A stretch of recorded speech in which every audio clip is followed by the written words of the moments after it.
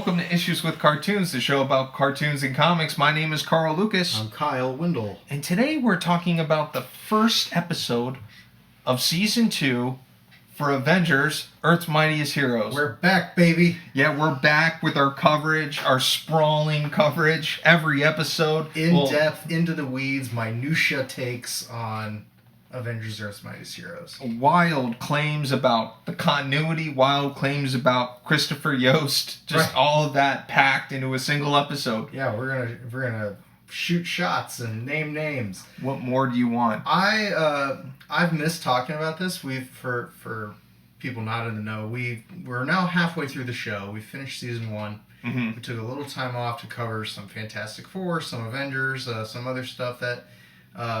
If you're listening to this, you can go back in the catalog and see what we have. Yeah, we have a big archive. We did All-Star Superman in between the season. And I believe Daredevil. Yeah, some other stuff. Some Coming of Galactus stuff. And so now we're back, and I like that we took this break because now I've missed the show, and I'm glad to kind of return to this world and see what these characters are up to. And I want to start, Carl. So the cold open, you're in Latveria with Dr. Doom. This episode is called The Private War of Dr. Doom, which is exciting to us for all kinds of reasons. Also great that we're covering this the same year that Fantastic Four First Steps come out, because this episode features the Fantastic Four very, very heavily. Yeah, they're prominently in it. Very prominent. And I think you and we watched this together. This is another rare example of an episode where we're watching it at the same time in the same room. Oh yeah, that never happens. Separately. And we had the same reaction, I think, which is, can this just be Avengers Doomsday? Right. This was so fun. Yeah, and like you said, I think it correlates well with all of our other episodes and stuff, because we do spend a lot of time talking about Fantastic Four and Jack Kirby. Even for Avengers coverage. I mean, we've read several Fantastic Four issues, because already this show has borrowed heavily from the Lee Kirby run of Fantastic Four. I was about to say, and it goes back to that first Black Panther episode where he shows up and he fights the team. That's lifted from his first appearance in Fantastic Four. So we've been kind of talking about Avengers and Fantastic Four together and the crossover of that and how these characters interact in the Marvel Universe and all this stuff. Yeah, and worth noting that this is not the first time we've seen these characters. This will be the first time we've seen Sue Storm. Johnny and Ben showed up, I think, during the Casket of Ancient Winters. Yeah, they give them a cameo. Reed shows up at the end of the Kang Dynasty episode when they're studying Ravana, which is where we pick up here because they're studying Ravana at the beginning of this episode. But this is the first time, and I think we saw Herbie actually in that episode too. But this is the first time we meet Sue. Certainly the first time we've seen Dr. Doom, but we've had mention of Dr. Doom before. So I think Latveria gets mentioned. And Latveria, and Lucia von Bardas, who's the Prime Minister of Latveria, she's appeared before in an episode. So we've kind of been dancing around this team-up episode for a while, and now we finally get it. But I think you and I have talked, if you go back and listen to our Fantastic Four First Steps review, which is in our catalog, we talk about our skepticism or our hesitation about Avengers Doomsday. We're both very excited about it, but there are some reservations we both have. I think the big reservation is Robert Downey Jr. as Doom. That is the reservation. And it's just it's such a crazy decision. And I think where we are uncomfortable with it is we just want a straight up Dr. Doom. And I bring that up. I know we're purists. We're both Jack Kirby, Stanley purists. And I think especially with a character like Doom, they've tugged on Dr. Doom's cape so much in adaptations that we're just like, please, just give us Dr. Doom. I think I texted you that once. I was like, for the love of God, every adaptation, we just never get a normal version of Doom. They just don't want to do it. He gets electric powers, and then he gets molten lava body. It's just all this crazy stuff, and we can't just get classic Doom on film for some reason. And the reason I bring it up is because this episode just gives us Dr. Doom. Yeah. This is like from head to toe Dr. Doom. Like, it's exactly what you said. It's just like, this is what I want to see in Avengers Doomsday. Yeah. This episode. Just the Fantastic Four and the Avengers fighting Doom bots while Dr. Doom is manipulating events to his own ends. And the characterization was spot on. This was written by Chris Yost, I should have mentioned. Mm-hmm. And it was directed by Gary Hartle, who I don't believe has directed an episode for the show yet. I don't recognize that name. Let me run down the cast list for you real quick. We have Lex Lang as Victor Von Doom. Kirsten Potter as Lucia Von Bardis. Johnny Storm is David Kaufman. D. Bradley Baker is Reed Richards, who I've heard of D. Bradley Baker before. He's a pretty accomplished voice actor. Yeah. And then Aaron Torpy is Sue Storm. And then the Thing, Ben Grimm, is voiced by Fred Tatasciore, who is the voice of the Hulk. So he pulls double duty on this. So we've heard him before. We've heard him for 26 episodes. So this episode opens after they come back from we need to talk about the opening credits. The opening intro. Yeah, because it's changed it. We always talk about when it changes a little bit, and I wonder if they changed it for new viewers. Yeah, like, so the big change, other than the lineup, and the lineup doesn't have Giant Man or Thor in the intro, because they're on a leave of absence, both of them. But the big change is they got rid of most of the theme song, and they replaced it with Nick Fury giving a monologue. Now, the monologue's from the comics. It's like the little... You know how they always had like the little header, the little intro that has like at the top... Little caption box that describes the title. Yeah. So they pulled a copy from that. Oh, that's cool to know, because I thought that was original. But that's from the book. It's from the books, wow. Yeah. And there came a day, cool. That kind of thing. What did you think about them giving you a truncated theme song and replacing it with a monologue? I like the narration, and I feel like it was something for new viewers, and I thought this first episode of season 2 was very like new viewer friendly. I agree. Like, you could just not watch any of the episodes and just watch this one and be completely fine. They give you all the exposition you need about like where Thor is and where Ant-Man is and all that, but for most of it, it's just kind of... And like in the previously section, so the other thing that is kind of in the air right now is the Skrulls are in the background. Yeah. And we had hints about the Skrull that was Madam Viper, and then we got a reminder that Captain America was replaced with a Skrull, and you kind of see him kind of acting weird throughout the episode. But other than those kind of two things, this was a pretty accessible introduction. But going back to the opening, so after the opening intro happens and you cut to Hawkeye in the mansion and the doorbell rings. I love that part. Even though he's the closest person to the door, he wants someone else to answer the door. I didn't love that part. I love what it sets up. Yes, so he opens the door, and what does he see, Carl? It's Johnny Storm, and it's the Thing. And you think they're there to fight at first because the way the dialogue's written.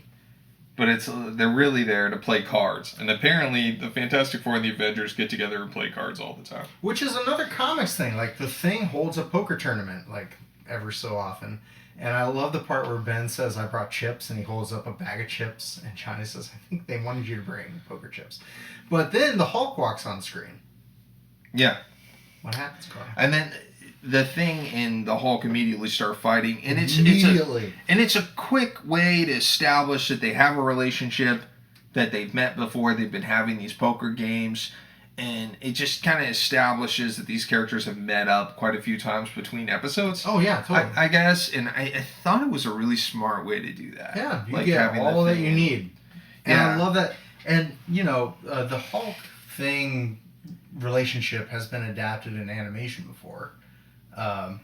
But I feel like you get it kind of as like a C plot in this episode. Mm-hmm. I thought it was good. It was a good way a shortcut to give you that kind of rivalry. It's so classic too. It's like a classic rivalry, the Hulk fighting the Thing. I think a lot of Marvel fans think of that. Yeah. And There's been quite a few comics where they face off. They face off pretty early in Fantastic Four. Oh, like issue 12 or something. Yeah, it's crazy early. It's just, I don't know, and I'm gonna be saying classic a lot because this whole episode just feels very classic Marvel. Yes, it just does. Like the overall.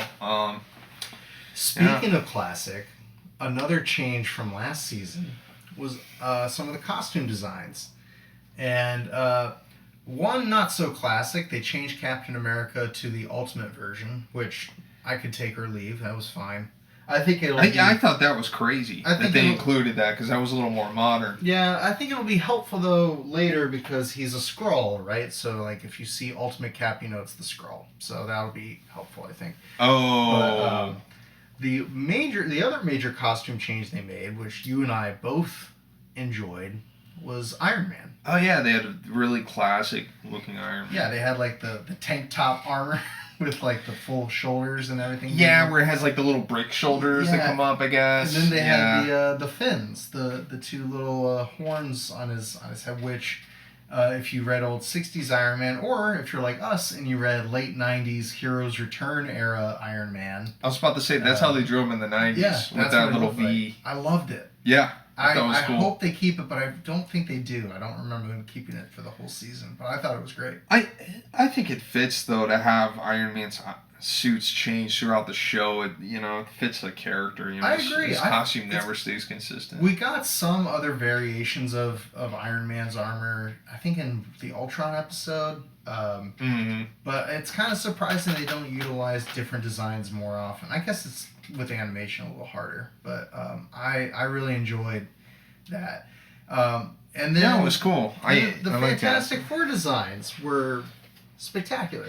Oh yeah, they're very classic. They look like the Kirby characters. Yeah. And I kept saying to you while we were watching this, I wish that this would have been a springboard for a Fantastic Four animated series because I think by this point, World's Greatest Heroes had ended. I feel like that was like 2006 or 2008.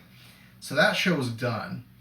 So the door was open for this to be like we could have had Spectacular Spider-Man, Wolverine and the X-Men, Avengers Earth's Mightiest Heroes, and a Fantastic Four show with this design, with these characters, with this cast, with this set, with this world, and I don't know. Maybe that wasn't the intention. Maybe that was never in the consideration. But I wanted to ask you, like when this show came out, I watched Wolverine and the X-Men as it came out. Okay. But I wasn't aware of this for whatever reason.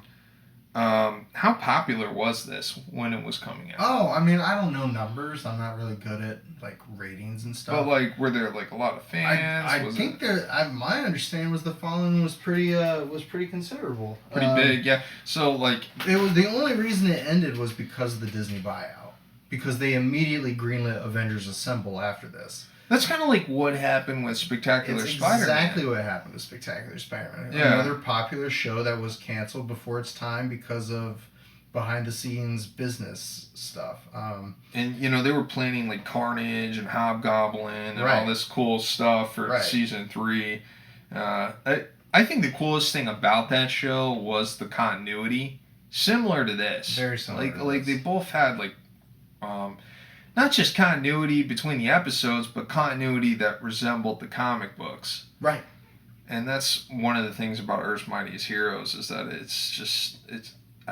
must be Christopher Yost. It's just like such a circular continuity. And I don't know what Yost's involvement was with Spectacular Spider-Man because I think they were both contemporaries. I know one was Greg Weisman, but I figured those two had to have conversations with each other. There is an episode later this season with Spider-Man in it. I'll just spoil that. And there's I already knew that. There's some fun trivia about that particular episode that I'm excited to talk to you about. The plot for this episode is mainly Doom invades the Baxter Building and Avengers Mansion kind of at the same time. And he kidnaps Wasp and kidnaps the Invisible Woman, and they all kind of converge together to go to Latveria and rescue them. They fight in Doom's castle. They fight in Doom's castle, and Doom has zero problems fighting the total power of the Avengers and Fantastic Four. It's such a throwdown. Like that's the fight you want in Avengers Doomsday, right? Where Doom's fighting Fantastic Four and Avengers single-handedly. It isn't like they do fight Dr. Doom's Doombots, but for the most part, Doom is fighting off everyone, and it's great. The climax is primarily Doom with all of them. Yeah, and like again, I don't want to make this all about Avengers Doomsday. It's hard not to compare them. It's hard not to compare. It's hard not to compare them because this episode is a Fantastic Four Avengers team up, which is the next big Avengers storyline in film. It's the only thing Marvel hasn't done yet. I mean, it's the only thing they haven't done yet. They haven't crossed over. Team up the Fantastic Four. They haven't teamed up Fantastic Four and X-Men, and they haven't. This is like the final step. Yeah, this is the final puzzle pieces to their Marvel universe. That's a good point. Yeah. And I guess I wonder if they'll have the restraint, if the Russos will have the restraint to have a climax with just Dr. Doom, or if they're gonna make it like a big sprawling like endgame battle with a bunch of robots and Latverian soldiers and like pawns and stuff, or if they'll give Doom the dignity of being a one-man army against superheroes. I don't know. I wonder. We'll see, I guess. If I want it to be like this. I want it to be him just waving a hand and blowing the Avengers out of the wall. It kind of sprung a thought that if you're going to replace Kang, like, you need Doom's power levels to match Kang's a little bit. So I think we are going to get, like, an overpowered Doom. Yeah. I think he's just going to be, like, really overpowered. I think probably. I mean, that's the whole tease at the end of First Steps, right? Is that he's potentially... Oh, well, if he steals Franklin's powers... Right, then where do you go from there? I mean, that's how you get God Doom, right? Yeah. They probably skipped... You're right. They'll probably skip to God Doom. They'll probably, which, again, kind of sucks. Because it means that we're not going to have a film that is dedicated to mad scientist, sorcerer king Doom. How I wish there was a second Fantastic Four film. I do too. Okay, hold on a sec. So I'm gonna go down a little. I love side quest here. Side quest. Carl's side quest. So on this edition of Carl's side quest, this is a new segment. I love it. On this new segment, we're gonna have. So there's Fantastic Four First Steps, right? I've seen it. And and if you haven't seen it, we're gonna talk huge spoilers. We already have. Anyway, so Dr. Doom gets Franklin's powers. Yeah. Right. Presumably. It would have been great if that was the teaser for Fantastic Four 2.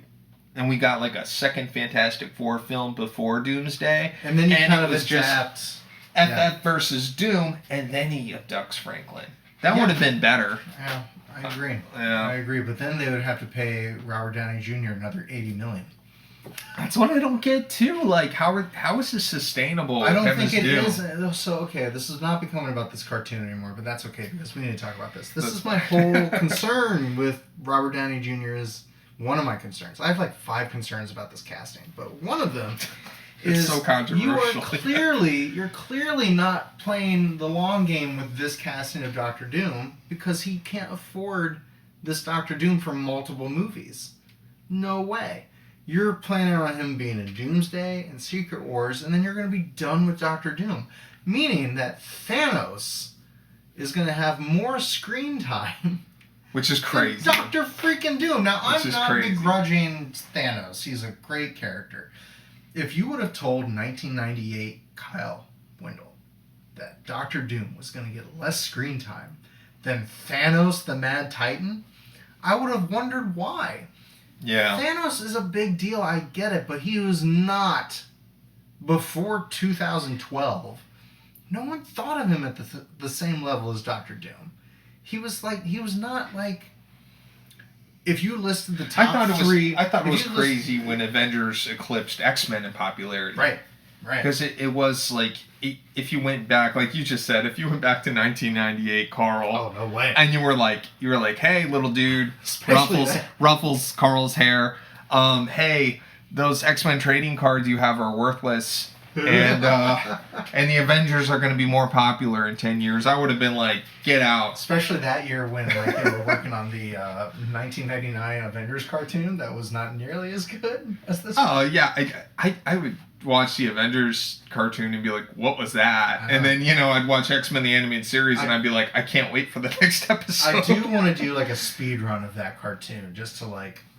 We've talked about it. We've talked about covering it. Yeah, like we do like might. A binge of the whole thing and just not go episode by episode, but just as like as a whole, as a piece. We'll do that. We'll get to it. Anyway, we'll get to it. There's time. All right, we'll stop our production meeting and go back to this episode. Okay. Yeah, I know. From this side quest, because I agree. I think if you even if you adapted like what was it, issue 60 with Doom Surfer, like if you made that and replace Surfer with Franklin, like you make that whole storyline of film. Why couldn't you have... We talked about that with Rise of Silver Surfer. Yeah, why couldn't you have Doom stealing the board as the second Fantastic Four movie? I know they already did that, but... Or in this case, stealing Franklin. Yeah. Like you said. And then that leads to that post-credits scene from Thunderbolts. Like, make that your movie, but they already introduced Silver Surfer, so, like, why not? But I guess what you know what I mean? Yeah, I know, but I guess what they're going to do is instead of calling it Fantastic Four 2, they're just calling it Avengers Doomsday. And, like, that story is going to be Avengers Doomsday. It just sucks that we're giving the Fantastic Four a backseat in a Dr. Doom movie. Mm-hmm. And I don't feel like the Fantastic Four had a backseat in this episode. I feel like it was all about Reed and Doom and how, like, Iron Man even says, like, man, Doom really hates you, which is the whole thing, which is another reservation I have about the Robert Downey Jr. casting. Like, that has to be the central motivation, is he hates Reed Richards. It's going to be fun seeing him square off with Pedro Pascal, though, as Reed. Man. Like, that's got to be fun. That dude. On the positive side of things. Yeah. They're both phenomenal actors. They are. Oh, yeah. Like, no casting question. aside. No question. Yeah. Like, all the, like, the implications of that casting put to the side, like, I want to see him and Pedro in a scene together. Yeah. That's what I mean. Like, screaming at each other. That's going to be great. It will be great. Yeah. All right, so back to the episode. I did want to talk about how Tony Stark just continues to be a jerk in this show. The worst. And the second he shows up, it's Reed in his lab, and Reed's just ignoring him, which I thought was hilarious. Yeah.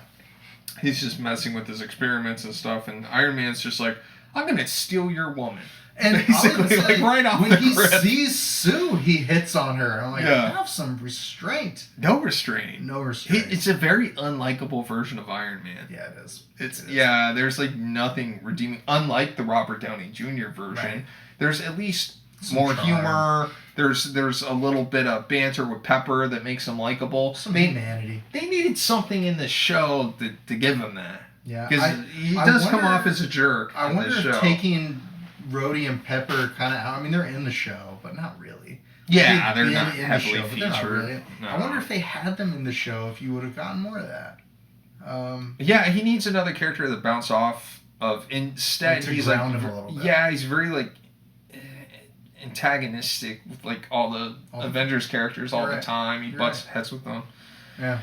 Whatever. Anyway, the big reveal, I guess, unless there's more you want to say about the specific plot points, but the big reveal at the end of the episode is that the reason Doom kidnapped Wasp and Sue is because he has suspected one of them of being a Skrull, and he confirmed that Sue was a Skrull. Yeah. So it's kind of furthering the plot of the Secret Invasion storyline that we have coming. What was your reaction? And we'll be covering the MCU Secret Invasion. Oh, we will? We didn't talk about that. We'll definitely be covering the book. I'll watch the show if you make me. I haven't seen it. It was the first live action Marvel show that I started watching and I stopped. Oh, you didn't even finish? I think here I was like, how do you make Nick Fury and Skrulls boring? I'm like, is what it looks like. How did you manage that? That was my thoughts after the first one. I feel like that's a cardinal sin. It make was. Nick Fury boring. How do you make the coolest character boring? He's a super spy. Yeah. Like, have him blow up a secret agent's car. There's so much stuff you can do with that character. Well, and it's like a spy thriller with shapeshifters. Like, slam dunk of a writing assignment. Right, it practically writes itself, right? Yeah, like the premise. Right, it's a really good. That would be a really good premise. And then I don't know. It doesn't sound like it landed. Oh, and Marvel used the AI art for the intro. That's really why I avoided it. If I can be totally transparent, I avoided it when I found that out. People were mad about that. Yeah. I wasn't too happy about it. No, some people lost their jobs over that, and it didn't look that great. No, it looked terrible. I was like, why don't you just like use images of the Skrulls from the comics and make a cute little montage, cute little Skrull montage, cutesy Skrull cute Skrulls like squirrels, or not squirrels, not cute squirrels, but cute Skrulls, and they're at Christmas, squirrels, and they're giving each other gifts, right? One Skrull to another, as they plan their secret invasion. Yeah, you know, like just Skrulls in the park killing an entire cul-de-sac, assuming their identities, and going to play baseball. Are they in a park or a cul-de-sac? I don't understand. Just infiltrating the neighborhood and no, do you remember? This is a conversation for later in the season, but do you remember like the promotional materials for the comic book Secret Invasion? When they would have like those... I do remember the advertisements. Those pictures of like the girls playing on the playground, and one of them's a Skrull. I was probably reading X-Men, some really bad X-Men books at the time. Or like how all the covers that came out during that event were classic Marvel books, but they replaced the main characters with Skrulls. Like, I do remember that. You're right. Marketing. Yeah. Honestly, probably the best marketing in my lifetime of a Marvel event. Like, it was really compelling. It was really, really interesting. But we'll talk about that later. Nothing's coming to mind on that. All right, Carl. As it pertains to this show, this episode, final thoughts. I just want to say, if you're a fan of Marvel and you stumble upon this episode and you haven't watched any of the show or listened to any of our other Avengers episodes, I think you owe it to yourself as just a Marvel fan to go watch this episode, because it's so fun seeing Fantastic Four and Avengers together. I can't stress how cool the Doom fight is. Like, Doom versus Fantastic Four. Like, he's throwing up energy shields. He's throwing the thing around like a toy. Like, it's great. I really mean it. This has everything I would want Doomsday to have. It has the Avengers and the Fantastic Four hanging out.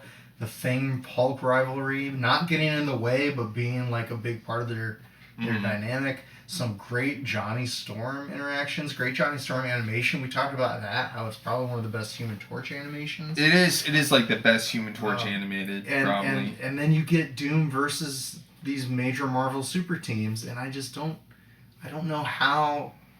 I feel like this is what you need for a team-up story involving Dr. Doom, is something like this caliber. Yeah, I wanted more of it, but you sadly informed me that Dr. Doom doesn't show up much after this. To my memory, I don't remember there being another Dr. Doom episode. And maybe if there was another season, maybe if there was a season 3, we would have gotten there. But unfortunately, we didn't. Explored that more. I'll just say, if you are excited about the Fantastic Four First Steps film, if you're excited about Robert Downey Jr.'s Dr. Doom, if you're excited about Avengers Doomsday, I recommend at least watching this episode. Even if you just listen to our shows just to listen to them, and you don't watch along with us, I encourage you to go out of your way, watch this one.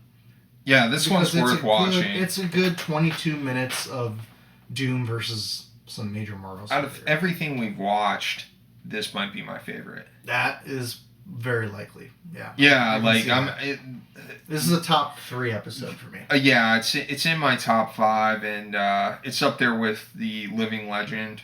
Meet Captain America. Captain America. The flashback. It's episode 4. Yeah. The flashback where they had Wolverine in the flashback and stuff. That was pretty great. I agree.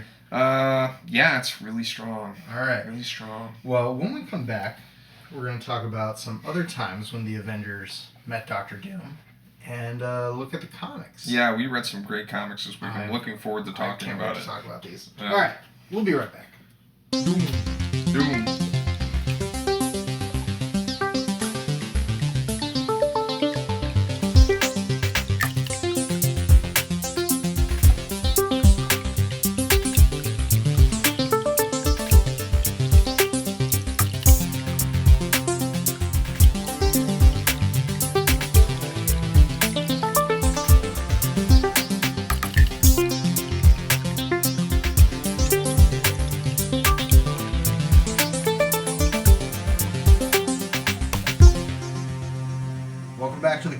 Portion of our show to kick off our season 2 reintroduction. We are going to be talking about Avengers issue 25, Enter Dr. Doom. For those who are just joining our programming with season 2, our format is we watch an episode of Avengers Earth's Mightiest Heroes, and then we pair it with an issue or set of issues that relate to the content. So we have a few times in Avengers comics history where the Avengers have come into direct conflict with the leader of Latveria. Mm-hmm. And this, I believe, is the first time it's ever happened. Was in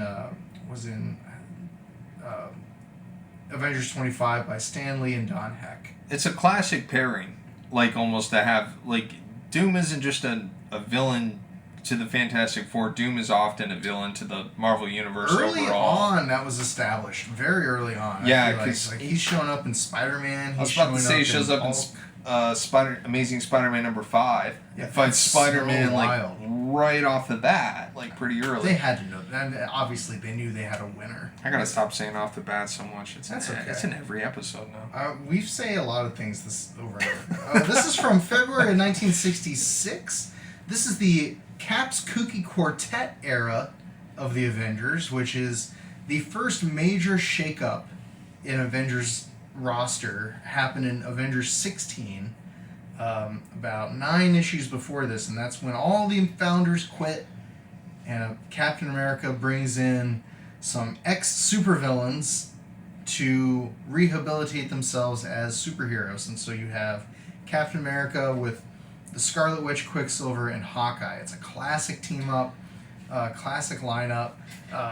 They're kind of almost like just a rung below the founders as far as like importance to the Avengers roster and the Avengers lineup. Like they're kind of like major stalwarts of the team, and it begins with this era. So yeah, Quicksilver and Scarlet Witch being on the team, I really like, because like I have always associated them with Avengers. I think I like the first time I saw them was an Avengers book. You know, I think most Marvel fans find out later that they were in the Brotherhood of Mutants, and then they got reformed, and then they joined Cap and stuff. I talk a lot about when I started reading Avengers, and it was with the Kurt Busiek, George Perez run. Yeah, Quicksilver shows up in that, but Wanda is a major part of that team. She's in it with Vision. Yeah, and I always thought of her as an Avenger. Never realized until probably like 8 or 9 issues into the run.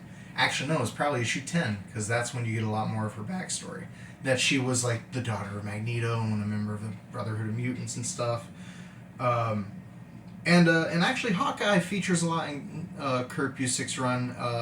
Not as much in Avengers, but when he moves him over to the Thunderbolts, like Hawkeye was a major character in the books I read growing up. So this lineup is a favorite of mine. One of the things I love, though, is like you get a little bit of Doom in his lair, but then they do like a recap of where Doom's been, and you get like a little bit of where Dr. Doom was talking to Rama Tut. I was going to bring this up. So you've been reading, we talk on the show all the time about how you've been rereading Fantastic Four, and this is from Annual 2, right? What story is this? Yeah. You're right. So you're right. Yeah, storyline. Yeah. And the continuity cluster that is Kang the Conqueror, Rama Tut, and Dr. Doom. So I was tickled to see that. And then Doom says, "We might be the same man, living in different centuries. Thus, if one dies, the other might instantly perish too." Which I don't think is verbatim what he said. It could have been, but I think it's a little bit of this is like Stan Lee hand waving that ridiculous retcon of Rama Tut being Kang. What a oh my gosh, what a mess! It's crazy. It is crazy. I want to say kind of off the bat, Don Heck. So Don Heck is the regular Avengers artist at this point.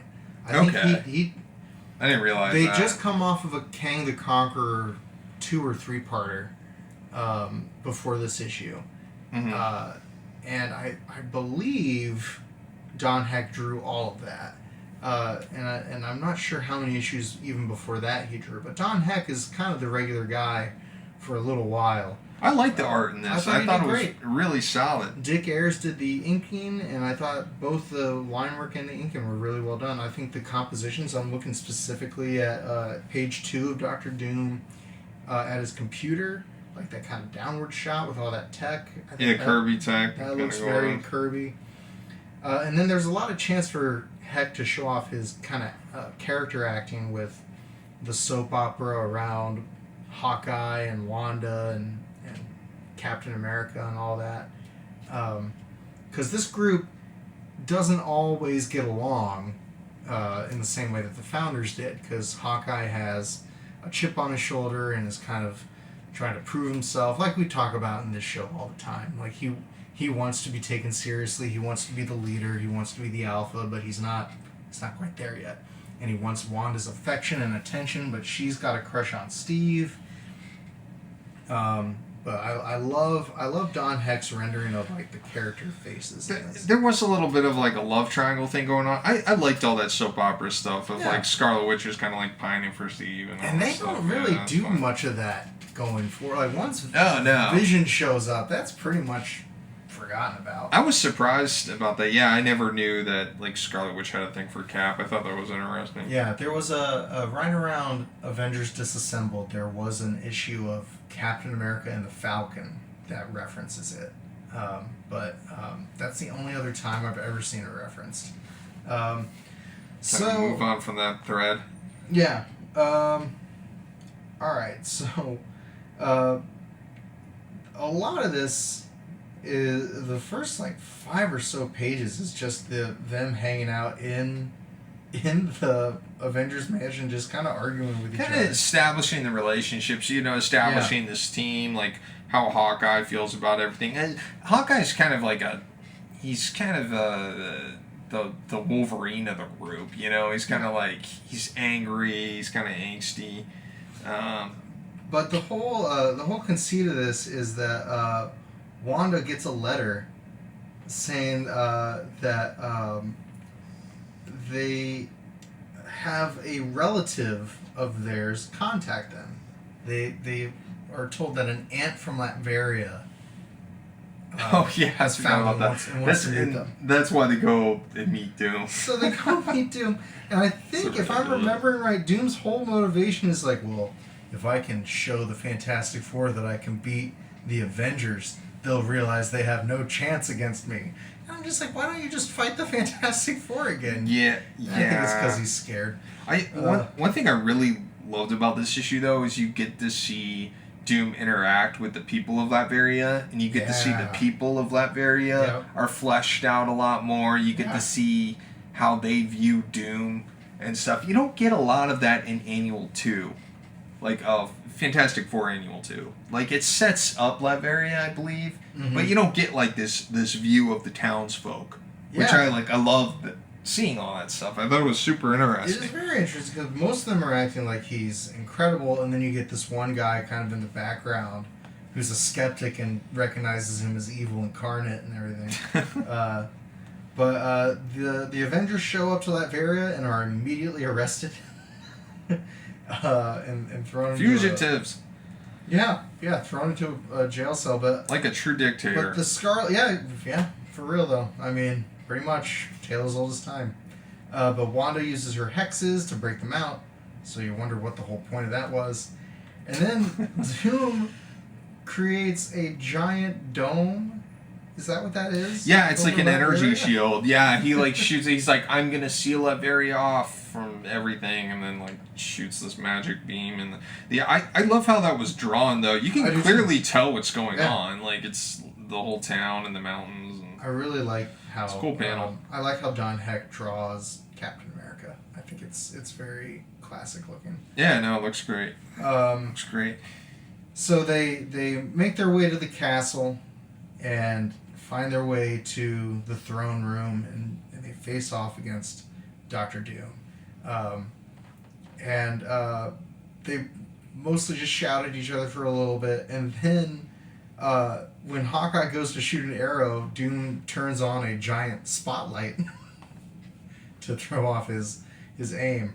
But he pretty much handles all of the Avengers in this. Like, even Quicksilver, he disposes of pretty quickly. Yeah, and he dodges Cap's shield. Cap's shield. Yeah. Doesn't he throw it back at him? Yeah, he does.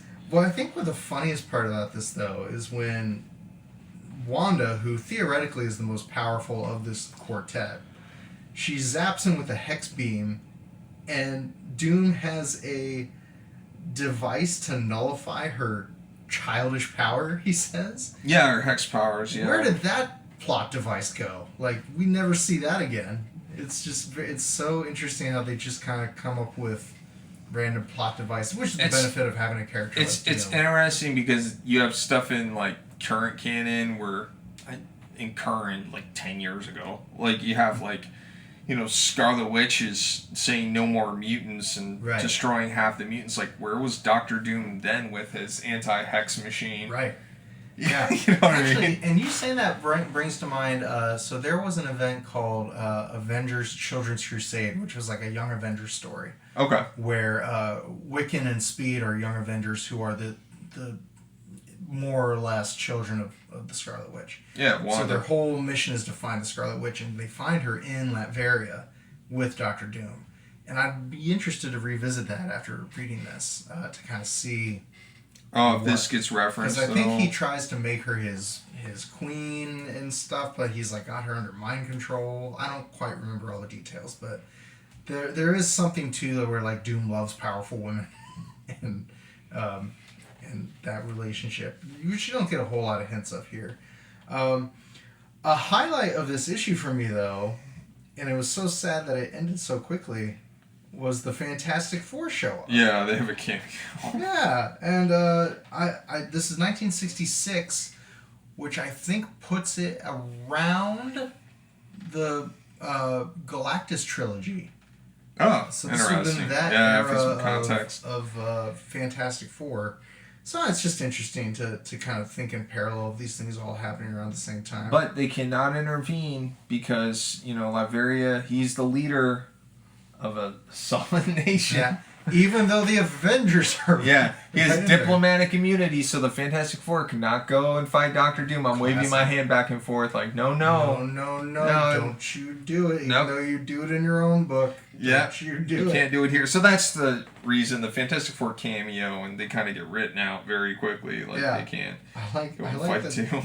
I like that Thing just busts into that room, and they end up just...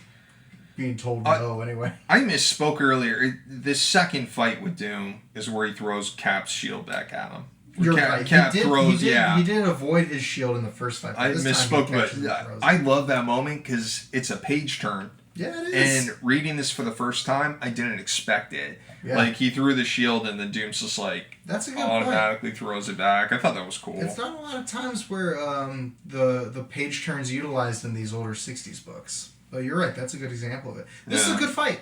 I really enjoy this fight. It's a great fight. Yeah, a lot of good dynamic Don Heck action, like which I don't think I normally associate with Don Heck. But Doom's using machines, and guns, and some nets. That panel of Hawkeye and Cap, where Cap's blocking the debris and Hawkeye's shooting an arrow, really good looking. That was cool. And yeah, you just kind of get you can get some solid extreme foreshortening with Doom's fist. But they have this final confrontation, and it ultimately ends with, what does he say here? Doom says, only because I have no interest in you, you were merely to be bait for a trap. Who cares if the bait lives or dies? So he just kind of throws a smoke bomb and escapes in his own castle. Oh, and here's the continuity fix. Scarlet Witch destroys his machine. There you go. Before they leave. There it is. So that's why Dr. Doom doesn't have it later. For those angry Marvel fans that post on the internet out there. Those don't exist. Love this last panel of the 4 of them on the hilltops of Latveria. I just think that's a good pose. I had fun with this. I loved reading this, and I feel like if you're a Marvel fan and you haven't read this, you should immediately go read this. With Avengers Doomsday pending, I feel like it's pretty relevant. Yeah, and I hadn't read this before this, and really enjoyed it. Yeah, I did thought too. it was great, yeah. I'm glad you enjoyed it, because I also enjoyed it. Yeah, it was good. I actually liked all the comics this week. I have very... well, we're suckers for Dr. Doom. So like anything... Yeah, I read all this stuff in like one sitting. I was like, wow, it's like... I have nothing bad to say about the comics for once. We're going to jump about... Let's see, what year was this? We're going to jump about 11 years to 1977 with issue 155. And this is the Private War of Dr. Doom. This is the storyline that the episode gets its title from. Now, this one is a little more continuity heavy, so hang in there. Yeah. This one's a lot more than just, hey, the Avengers are fighting Dr. Doom. There's a lot of the Avengers team is more complicated. Yes. Yeah, this is a 70s book, and I feel like we're approaching that Bronze Age kind of storytelling with this era. And it's Jerry Conway, who's a great writer. It's George Perez and Pablo Marcos on art. And I love that. George Perez. This is the book that made George Perez kind of like appear on the scene. Like he became the Avengers artist a few issues before this, and like made a name for himself, and eventually got poached by DC to be the Justice League artist. The second page with all the mini characters fighting around the panel. What a Perez page. So, yeah, I was about to say it's so classic George Perez. I don't think anyone can fit as many characters on a page as he can. It's like a superpower. And have them all in detail and stuff. He's really good at, like, those covers you see, and... The cover has like 30 superheroes on it, and they're like spiraling back. The two best examples I can think of are that Crisis on Infinite Earths cover with all the characters. Yeah. And JLA Avengers issue 3. If you have time, look up that cover. You won't be able to count the characters. I missed out on the trade. I wish Marvel and DC would reprint that. I have single issues. We should cover it for an episode. Before the crossover happens with Deadpool and Batman, we should do JLA Avengers. I was just gonna say they reprinted it around when George Perez passed away. It was like when he got really sick, and really? They were trying to do him a solid because they knew that was one of the works that was out of print that he really wanted back out there. Yeah, but it should be in print constantly. Yeah, it should be an evergreen book. Kyle, that's what I was about to say. Like, why isn't it available all the time? Some corporate malarkey. Yeah, but it was kind of ridiculous. They released it at such a low print run. I think they had raffles for the copies. I think they did too. Yeah, it was that low. Anyway, we're not here to talk about that. We're here to talk about Doom. But George Perez, just like, this is the beginning of a legendary career. And I think you can see the seeds of a legendary artist in this artwork here. Like, he's definitely got chops. What I have read is like Judas Contract and like all the Teen Titans stuff, which I love. Yeah, I love all that stuff. Well, and your first Avengers issue we talked about was a Kurt Busiek George Perez issue with that's right, Whirlwind, and it was volume 3, issue 4 from the Heroes Return run. How can you not read a George Perez comic and like not fall in love with the art? Dude, I know. You know what I mean? It like literally sucks you in. It's a major part of why I love this stuff, is because and why I love making this stuff, because it's incredible. It just makes you want to do it. Yeah. I remember going back to like the crowd scene stuff. One of my favorite issues of that run was issue 10, which was like it's an Avengers Day issue. They like have a parade and are like celebrating the Avengers, and there are these splash pages where George just draws everyone who's ever been an Avenger ever. And then there's a splash where he draws every villain who's ever fought the Avengers ever. And there's like 100 characters on these pages. It's amazing what that dude can do. So that would have been 20-some years before, or 20-some years after this issue that we're talking about. So this issue is called To Stand Alone, and the next issue is called Private War of Dr.Doom. The basic conceit is Atuma from Atlantis is trying to invade the surface world, or trying to take over Atlantis. And Dr. Doom gets involved. I think it's a cool setup. Yeah, it is. It feels very classic, because then you have Submariner like hanging out too. Yeah, Atlantis versus Latveria, which is a classic adversary, like a classic kind of pairing that you see, going all the way back to Stanley and Jack Kirby. Yeah, it's cool. It's a cool setup. Yeah, I've always loved the 70s lineup too, because you have Beast as a member of the Avengers. You have Scarlet Witch and Wasp and Vision and Yellow Jacket and Captain America and Iron Man and Thor. Like, it's just, it's so, this is just the Avengers to me. But you're right, we do get Namor. We also get his cousin Namorita, who would later become a new warrior, if you're familiar with that group. You also get the Wizard from the Golden Age. Yeah, and he was in the 90s Spider-Man cartoon. He was in the 90s, which is where I first saw him. And yeah, we had a discussion, I think it was earlier this year. I was like, Kyle, and then all those goofy old superheroes showed up in the Amazing Spider-Man cartoon. I thought they made those characters up, and you were very quick to correct me, like, no, Carl, those are all actual. Every one of them are from Timely Comics, my friend. Those are actual Marvel characters, and I was like, oh. You'll be interested in some more trivia about the Wizard here. So this character, at this point in Marvel history, thinks he's the father of Scarlet Witch and Quicksilver. Yeah. So they, at this point, don't know that Magneto is their father. They think that the Wizard is their father. Always some drama with that. Always some drama with that, even to this day. Yeah. Another notable returning character is Wonder Man, who returned, I think, 3 issues before this from the dead. We read Avengers issue 9, where he debuts and then is killed off by the end of the issue. He infiltrates the Avengers and then he's killed because he betrays Baron Zemo. Well, he's back and his costume still isn't that good. Still sucks. Still terrible. Even George Perez can't make it look good. I don't know, man. I don't know. They tried making cooler costumes for him. I think they need to, just simplify. Like, it needs to be one color, and it needs to just have the W on it.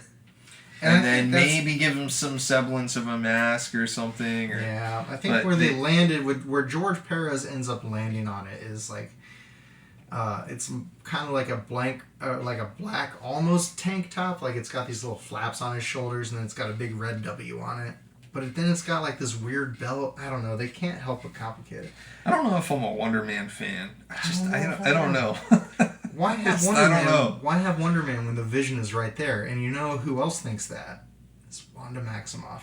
So the Avengers are under Doom's capture, right? Yes. I think so. And eventually, Cap is able to flick his shield out and get Vision free. The expectation being that Vision would free all of them. But instead, Vision leaves them, which was alarming to all involved. Yeah, they were all like, where's he going? Yeah, and where he ends up going, and you find this out at the end, but he goes to make a deal with Dr. Doom. Look at this Submariner pose. It's great. That's crazy. It's a great establishment. It reminds me of that John Byrne cover of Namor issue 1. Do you know what I'm talking about? Oh yeah, I think so. I've seen that before. Yeah. But a lot of this, I'll be honest, it's a lot of Atlantis stuff. It's a lot like. Have you ever seen Thunderball? No. It's just a lot of underwater battles. I love how much James Bond references we get on this show because of you. I love it. It's my fault. The Wizard and Beast and Wonder Man are kind of the only Avengers who are free right now, and so they're like the rescue team. The Wizard's really showing up. I mean, look at him take out all these guys. He's like Superman at the end of James Gunn's Superman with those raptor dudes. Yeah, he's just taking people out. Taking them down. It's no delusion. MVP might be the Wizard. You got to remember, the Wizard fought Hitler. So eventually, Namor shows up onto the scene too, but there's some misunderstanding, and Namor thinks that the Avengers are with Attuma, and Attuma tricks him into fighting the Avengers, which Namor's kind of stupid if he thinks that they're there to help Attuma. But you get Wonder Man versus Namor, which is cool. I enjoyed that. They're like power levels match up pretty well. Yeah, so. Like if you're gonna have them fight anybody, Namor's pretty strong. and he ends up recognizing Wizard because they're both obviously Golden Age. Yeah, they're both from that era. Yeah. They both fought on the Liberty Legion together and on the All Winners Squad and the Invaders probably. But even though they pretty much are ready to talk it out, Wonder Man shows up and can't help but beat the crap out of Namor until he's unconscious. And then you get that moment where Vision phases through the wall to make a deal with Dr. Doom. And I love that panel of him phasing through the wall at the very end of the issue. I wanted to ask you what you thought of Beast being on the Avengers. I thought that was fun, and it made me want to look up when that happens, because I don't think I've read that issue of like when does Beast join the Avengers? Like I don't know. I assume it's after issue 136. I assume it's because X-Men's canceled. It was 1975, so right around Giant Size X-Men. So Beast, of course, was not an X-Men after that. So they went to Krakoa, and he probably got saved at Krakoa. And I don't think he goes back to an X-Men book until X Factor. So there was a point in time when he was an Avenger longer than he was an X-Man. At least for a brief moment in time. Because he was an Avenger for a while. Like 136 through issue 200, I know that for sure. I'm struggling to think if there was a title with Beast where he's with two other heroes. Struggling to think of it. Well. The Champions had Angel and Iceman. But I think that's what I'm thinking of. Yeah, Beast made. Beast, just going off of the covers here, it looks like the Beast stops being on the Avengers around issue 215. But it's interesting. He's been there for almost 100 issues. I think it enriches the universe. I love it. Having characters. It's like we talked about earlier with like Quicksilver and Scarlet Witch being former X-Men villains. Yeah. It kind of enriches the world that like Beast was once an X-Man and now he's an Avenger. Yeah. You know what I mean? It makes it more interesting. Yeah, and to your point, like this issue features a Fantastic Four villain. Like, two Fantastic Four villains, really, with Namor. Is issue 156 a Jack Kirby cover? This would have been around the time Kirby came back to It looks like Kirby. It looks like a Kirby cover. Looks a lot like Kirby's art. And here we switch out George Perez for Sal Buscema, and we switch out Jerry Conway for Jim Shooter. And this is the Private War of Dr. Doom. That's what the episode was named after in the cartoon segment. Pretty much the only thing it has in common with this issue is the title. I like the splash page of Vision phasing through the wall. It's pretty cool. Sal Buscema's don't sleep on Sal Buscema. Like he's a solid artist. We've talked about it before. Famously did How to Draw Comics the Marvel Way. That's John Buscema. You're completely Sal Buscema. I think we have talked about a Sal Buscema comic before, but I can't think offhand of what it is. Are they related? They're brothers. Oh, okay. Yeah. There you go. Marvel history. There we go. Yeah, they're comic book royalty. Yeah. Keep it in Dynasty. That's all right. Most of this is just a recap until you get to where Namor agrees to help the Avengers, and Doom has agreed to work with Vision and the Avengers to fight Attuma, so he breaks the Avengers free. And you get this team up between Doom and the Avengers to help him defeat Attuma. Come, Android. So Doom disrespectful. Talks down to everyone. As he's wont to do. Again, mostly, I'll be honest, I've never been a big fan of Atlantis stories. I kind of my eyes glaze over a little bit with a lot of it. I like the original, like, Namor invading the world from Atlantis. I think that's, like, a cool setup. And I thought they did a good job with it in Wakanda Forever. Sure. Like, setting that up. Like, if you're not going to have Chadwick Boseman as Black Panther, and, you know, who... Black Panther is, like, a classic Fantastic Four character, if you want to get technical. I thought it was a smart move. Is it Ryan Coogler? Yep.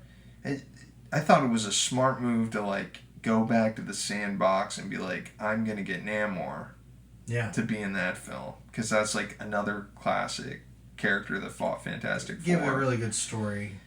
Theme for them to play with, too. Yeah, but I think some of the stuff with Attuma, is like, I can't put my finger on it. Because with Namor, at least you have that, like, dual heritage kind of conflict that's interesting. Where he's part human, and that's the part he kind of hates about himself. Because it's what made him an outsider. That's a good point. Like, that's compelling. And I like that about it. He's like Spock. He's like half Klingon. Exactly. He's half human. Yeah, he's like Aquaman. Yeah. Although I think he predated Aquaman, so I guess Aquaman's like him. I wanted to mention before we move on, Tirak appears in this. He's the giant Atlantean bruiser that works for Attuma. And we read, I forget which issue offhand, but it was like the epilogue issue of Under Siege, where Tirak attacks and She-Hulk shows up. You probably don't remember this. But She-Hulk shows up and rejoins the blocked it on my memory. So we've seen Tirak before, is what I'm saying. So it was nice seeing him. I mean, you know, it was cool seeing Hulk, Vision and Wonder Man team up to punch him out. Back to Attuma, though, I think he does flesh out Namor a little bit more by giving him an Atlantis nemesis. Like, giving him, like, a nemesis that's, like, on his turf, and thus, like, fleshes out his world more. He's like the Ocean Master of Marvel. He's like... Right. Yeah. No, I appreciate that about him. Yeah. It's not deep. No. And it's not as interesting as Doom. It's not as interesting as Magneto. It's not, you know what I mean? There isn't, like, a lot of depth there. Right. It does give you some, like, interesting stuff with, like, Namor fighting his people to protect the surface world and stuff. The shifting alliances here. But yeah, it is wild seeing, like, the Avengers helping Dr. Doom, and then inevitably Dr. Doom kind of turning on him, turning on all of them, and then I'm skipping way ahead near the end where the Avengers kind of crash him as he's about to turn on his... and just for the sake of this being a podcast, a lot of this issue is just Wonder Man and the Avengers and Cap fighting Attuma. They're fighting this army in the water. You know, they're on ships and stuff. Like, it's just a big fight scene. I did like that. Honestly. I skipped the panel where Vision goes intangible while the Atlantean soldiers zap each other. I like that. That was a good visual representation of that. Sal Buscema can draw, man. Sal Buscema can draw. Yeah. No, it's a good looking comic. I thought the panel, the one page I thought was odd was the panel that Attuma is dispatched in, where Namor, like, knocks out Attuma. Like, it's, like, compressed, like, right in the middle of the page. Oh. And I feel like this whole conflict is between Submariner, and Attuma. Like, that needed to be a full-page spread or something. Look how many panels are on that page, though. I think they were running out of time. They were running out of page count for the story they had. Yeah. I don't think they paced it out the way they needed to, because there are 3, 4, 5, 6, 7, 8 panels on that page. And even the big like heel turn that Doom has, where he's like he's going to use this cell stimulating ray to discover its secrets and take over the world. Like, that's such a small panel on this page, and you know, even the page after this has 4, 5, 6, 7 panels. I liked where Vision phases through the Dr. Doom's machine. Vision's one of the coolest characters. It just like blows up the machine. Yeah, that's cool. 70s Vision, unbeatable. Love 70s Vision. He's very strong. Yeah, he's very so cool. strong. It's a lot of powers. He can phase through things. I like. Yeah. He has that solar beam on his head. He has a heart. Yeah, he's got charisma. Yeah, woos a Scarlet Witch. Mm-hmm. It's so funny. You get on the last page of this issue, you get a really dynamic pose of Doom where he's like, or he's flying away. That's where probably he says, that's the machine destroyed, and then he flies away, and he kind of looks stiff when he flies away. But it's so interesting because here you get a little bit of soap opera where Vision won't talk to Wanda, and he kind of wanders off, and I think it's because of Wonder Man being around. I think that will prove to be a conflict in the near future. But I enjoy 70s Avengers. It's a classic era. Kyle, I was gonna ask, what do you think of this overall? These 2 issues, was it, is it as good as Avengers 25?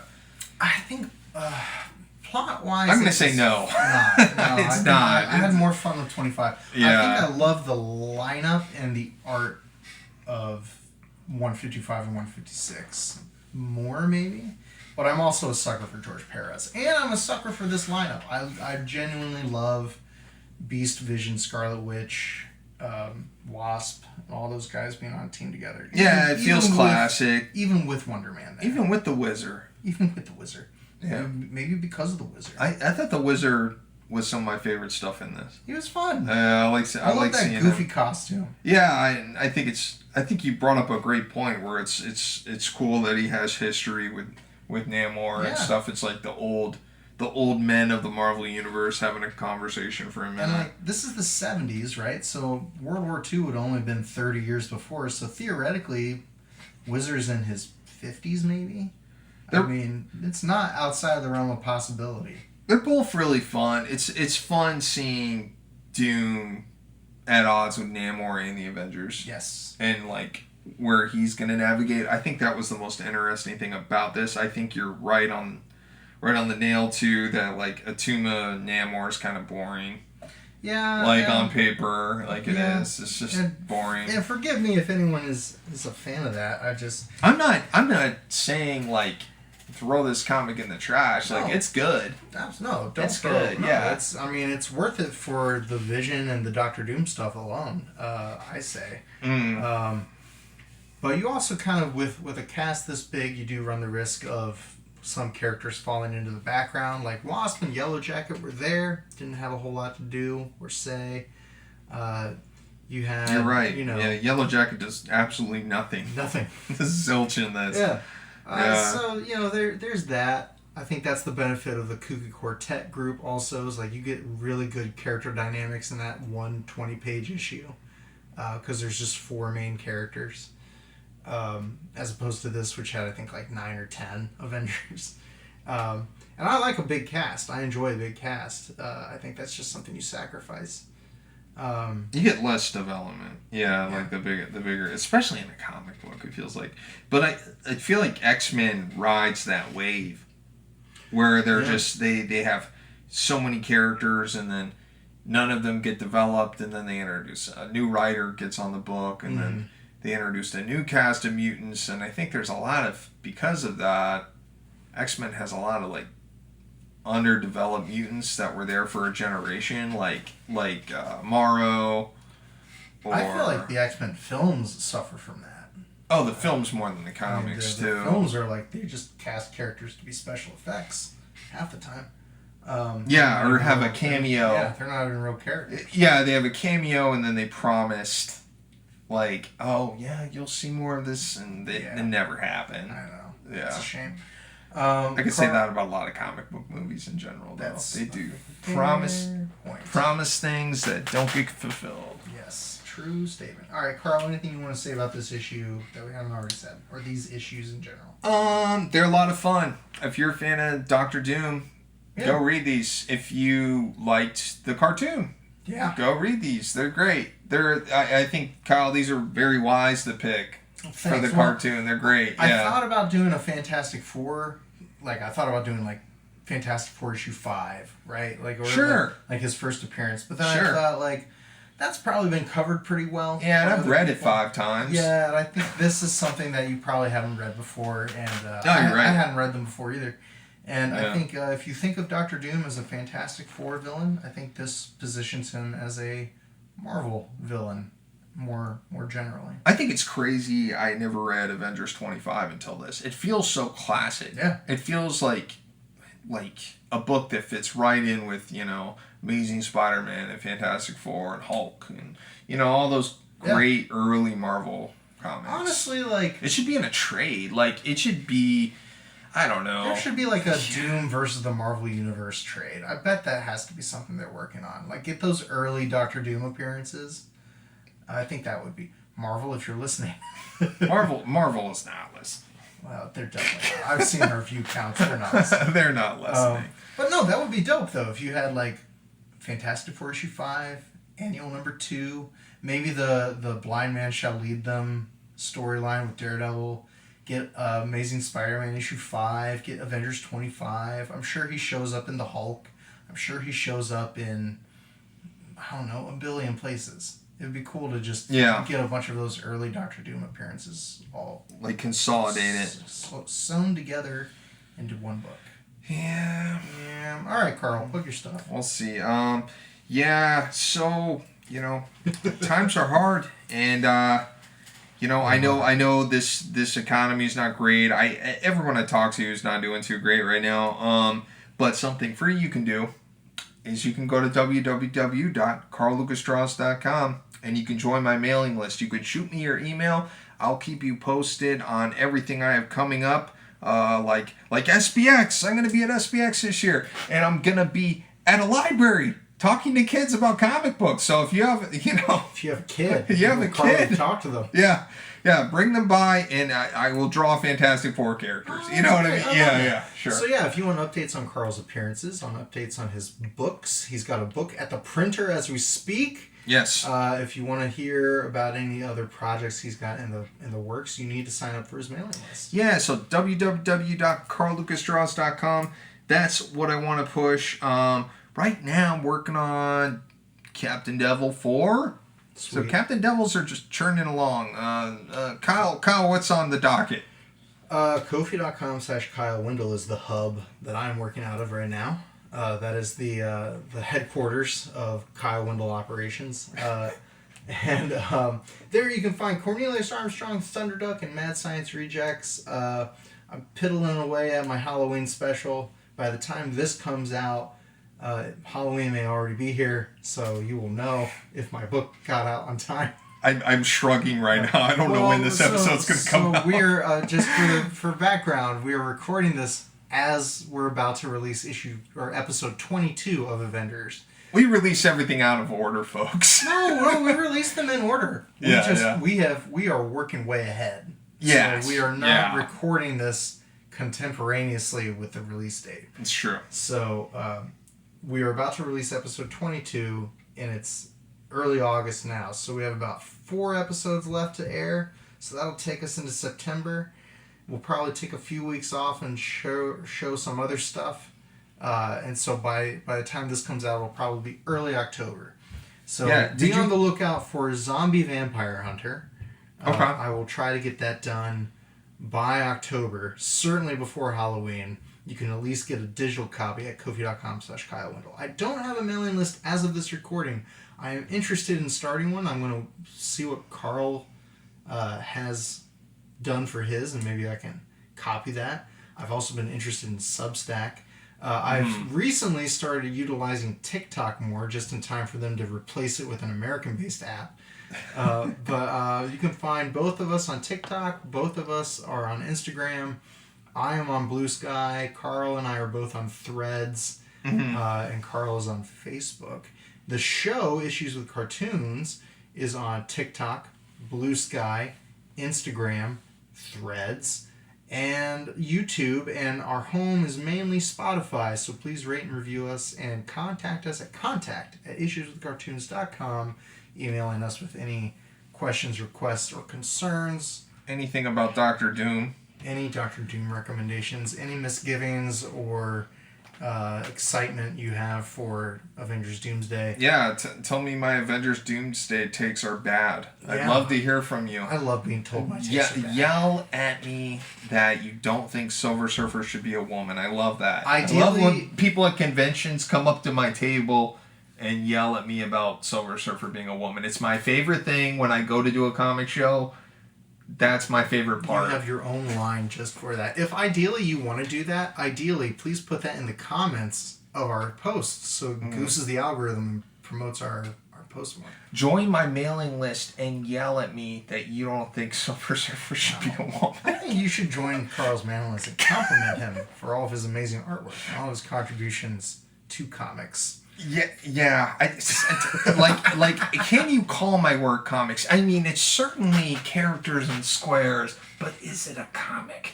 Yeah, is it a narrative that forms? Is it cohesive? Yeah. You have to read to find out. Does it have a theme, a story, or an idea? Is it conveying information? Read my newsletter to find out. All right, everybody. We'll be back next week with episode 28. Of Avengers Earth's Mightiest Heroes. Yeah, we're going to keep going Avengers, and don't worry, we're covering every single episode. Every single one. We are more than halfway done. Yeah. As of now. Yeah. We are past the 50% mark. So if you enjoyed this, you enjoyed us talking about Dr. Doom and these early Dr. Doom appearances, please go back in our archive. It is a plethora of Marvel Universe coverage. We've talked about so much stuff. So much Marvel. We've talked about Jack's not just Avengers too. Like we've talked about crossovers. We've talked about all the characters. And not just 60s Marvel. We talked about Lee Kirby Fantastic Four. We talked about Lee Kirby Avengers. We talked about Roger Stern John Buscema Avengers, Roy Thomas John Buscema Avengers. We talked about Kurt Busiek and Alan Davis Avengers. All eras. Like literally like every era. All kinds of stuff. And Fantastic Four. And we've got Daredevil. And we've got All-Star Superman. And we've got all the adaptations of the Galactus trilogy we've covered. I mean, we've talked about a ton of stuff. All for free. And just a little teaser, there might be a Batman episode in the future. We're cooking up some Batman, potentially. There might be a return to the Batcave. Wow. Future. Wow. And by returning to the Batcave, he means going there for the first time, because we've never covered Batman on the show. But we're going to, and it's going to be a great, great time. Holy Issues with Cartoons, Kyle. Wow. That should be the opening. Right. It should start with that. Holy Issues with Cartoons. You know what? We're not even going to cover the comics. It's just going to be a stage play of us reading Batmite comics. Yeah, in the voice of Adam Ward. That sounds. Actually sounds a lot of fun. Like we respect that. I think we would be the biggest fans of that. Yeah, that's all right. true. Well, until then, more issues to come. Stay tuned.